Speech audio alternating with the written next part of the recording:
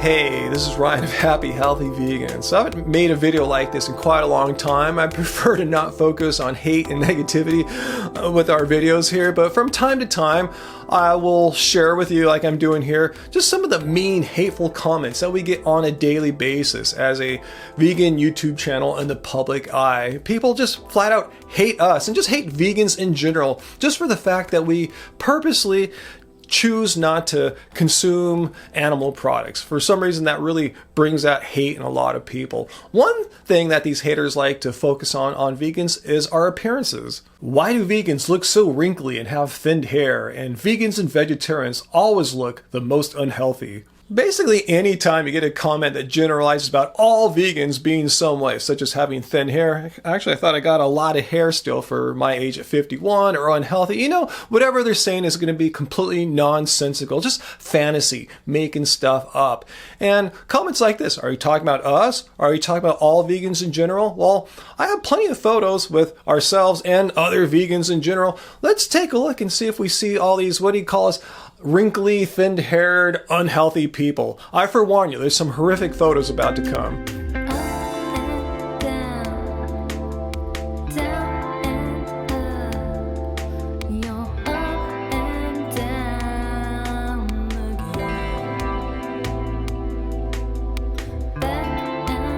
For some reason, the video I recently made about my testosterone levels triggered a lot of these anti-vegans big time. If you didn't see it, just quickly to recap, my testosterone levels were high for a man my age. They're even above average for a man in his 30s.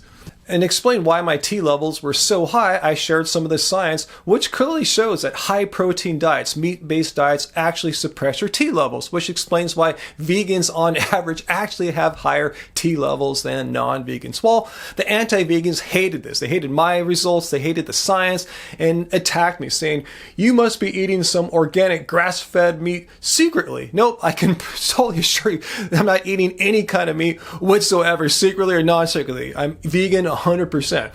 That's what we can't check. A lot of vegans I know sound like girls. I'm not sure what that has to do with anything, but yeah, a lot of vegans I know do sound like girls because they happen to be females. And then there's even haters that not only hate vegans, they're homophobic as well. So they're coming to our vegan channel, coming to our comments, representing non-vegans. And this is the takeaway you want us to remember about non-vegans, that you're homophobic, really.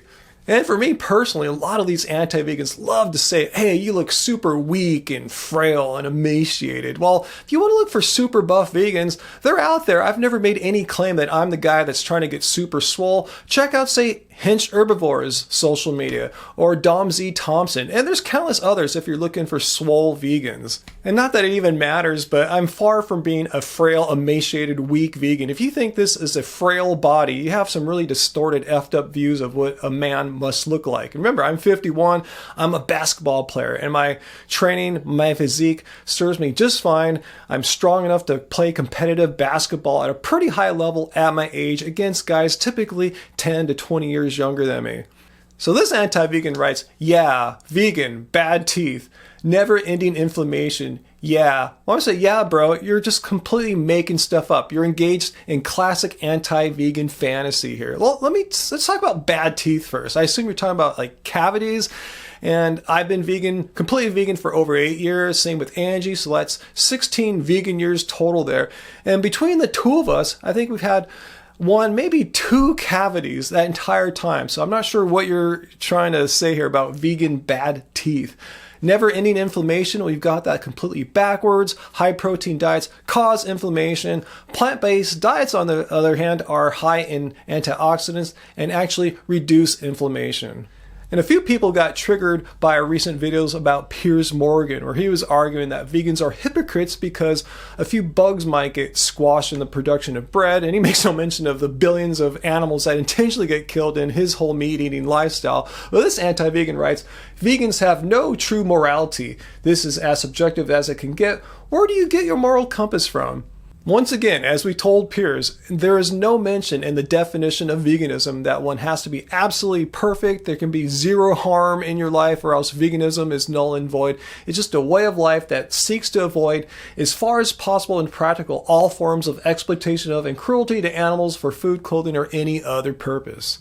So I think to help understand this definition of veganism and understand why it's not all morally subjective, ask yourself the following question.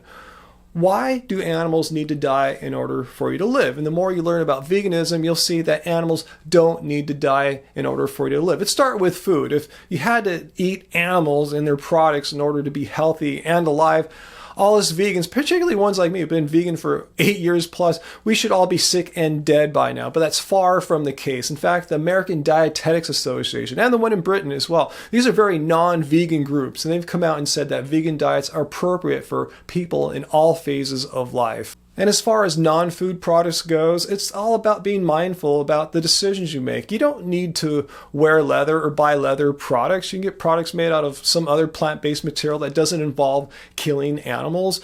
You don't need to wear jackets made out of fur. You can get jackets made out of plant-based materials, other fabrics that don't involve killing dead animals. So that's what I'm getting at. Ask yourself, why do animals need to die in order for you to live? And the more you look at it, you'll see animals don't need to die in order for you to live, as long as you make the right decisions. Be mindful about what you purchase. And why would you want animals to die for you when they don't have to? We can get products, you can get food that doesn't involve the killing of animals. To me, it makes absolutely no sense. So anyway, leave your questions, comments down below.